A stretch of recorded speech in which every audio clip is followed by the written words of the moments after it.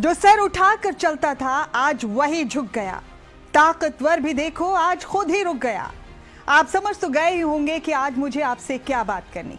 जी हाँ, ताकतवर ट्रंप की ही बात हो रही है, जिसने ईरान पर हमले को लेकर अपने हाथ पीछे खींच लिए। अगर सख्त लहजे में और सच कहूं तो सुपर पावर की डींगे हाँकने वाले और कमजोर और मासूमों पर जुल्म और सितम करने वाले ट्रंप दरअसल अपनी जान बचाने में कामयाब हो गए। दुनिया इसे कुछ भी कहे, लेकिन मेरी नजर में सुपर पावर की धौंस जमाने वाले ट्रंप ने मौला अली के आशिकों की जमात की रहबरी करने वाले, फौलाद का कलेजा रखने वाले आयतुल्लाह खामनेई के आगे लड़ने से पहले ही घुटने टेक दिए। और ईरान ने दुनिया को यह पैगाम दे दिया कि जब अवाम और रहबर एक ही सफ में खड़े हों तो दुनिया की कोई ताकत उस मुल्क के निजाम को नहीं हिला सकती।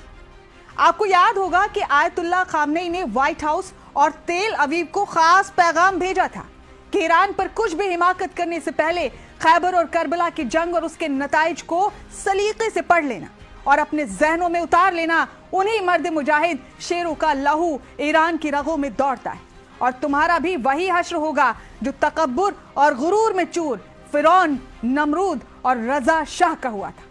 उन्होंने आगे कहा कि हमारे ईरान में लोरियां नहीं बल्कि करबला सुनाई जाती। मुझे पूरा यकीन है कि सन की ट्रंप ने यूं ही अपने इरादे नहीं बदले, बल्कि जरूर खैबर और करबला का चैप्टर सलीके से पढ़ लिया होगा, या फिर ट्रंप को शायद किसी समझदार इंसान ने बता दिया था कि ईरान से टकराने की जुर्रत मत करना, क्योंकि ईरान की दीवार बनकर खुद मौला अली की औलाद 8वें इमाम मौलाना रजा खुद खड़े। बहुत से सरफिरों का ख्वाब था कि ईरान अब कुछ दिनों में खंडर बन जाएगा। कम अकल ना समझ ये भूल गए थे कि खंडर तो करबला भी बन गया था, लेकिन आज भी वहां परचम हुसैन का झूल रहा है। इसी तरह अमेरिका के कितने सदर ईरान को मिटाने का ख्वाब लेकर आए और चले गए, लेकिन मर्द मुजाहिद मौला अली का आशिक आयतुल्लाह खामनेई आज भी न सिर्फ खड़ा है बल्कि दौरे हाजिर के यजीदों, फिरौनों और नमरूदों को ललकार रहा है। आपको यह भी याद होगा कि ट्रंप ने कहा था कि मुझे सिर्फ जीतना पसंद है। तो मुझे कहना यह है जनाब ट्रंप से कि अगर तुम्हें जीतना पसंद है तो मौला अली के दीवानों ने कभी शिकस्त खाना ही नहीं सीखा। ट्रंप अच्छी तरह समझ गए हैं कि जो खैबर मिसाइल कतर में उसके सबसे बड़े एयरबेस को उड़ा सकती है, उसे व्हाइट हाउस तक पहुंचने में देर नहीं लगेगी।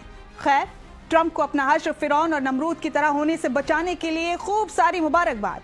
और हाँ, एक मुबारकबाद इजाफी भी कबूल करें ट्रंप साहब, और वो दुनिया को ये बताने के लिए कि बेशक खामनेई मिट्टी के बने घर में रहते हो, उनके घर की दीवारें बेशक कच्ची मिट्टी की हों, लेकिन उनका कलेजा फौलाद का है। जय हिंद, जय भारत।